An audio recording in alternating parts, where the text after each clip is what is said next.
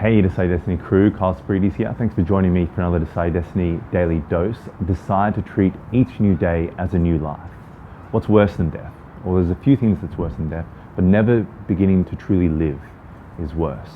And there are so many times where we just go from one day to the next, and we feel like we're in this suffering, painful experience, and we're not embracing every new day as a gift, every new day as this, pure, brilliant, open canvas for us to create, for us to bring all of our skills, for us to learn more things, for us to go and find more connections and more opportunities. And that's what every new day is. Every new day is a day for more opportunities, to live better, to be more present, to live more from our heart and soul, and to commit more to our fellow man.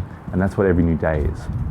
It's not about building back or getting back to it, or getting back to what was once my ideal.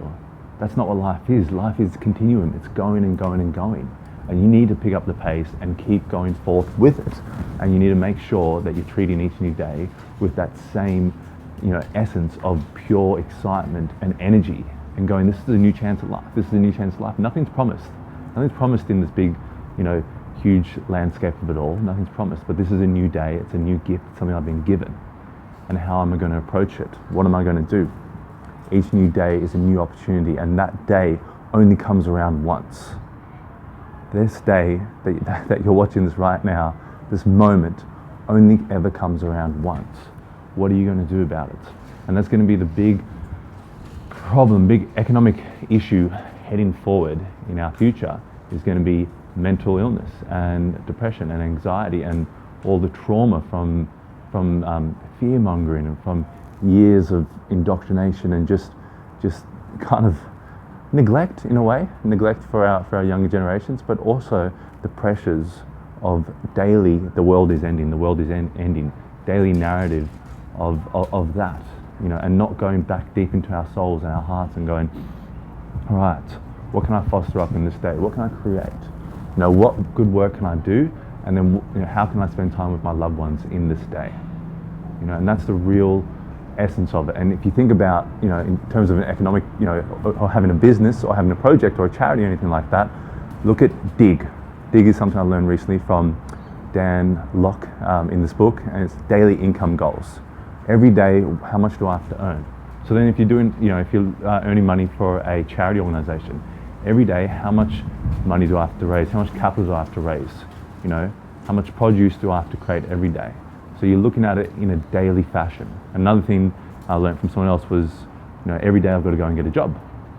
Rather than I've got a job and I'll get paid at the end of the month. No, it's every day I've got to go and get a job. I've got to go out there. I've got to go and do more. I've got to go and experience more.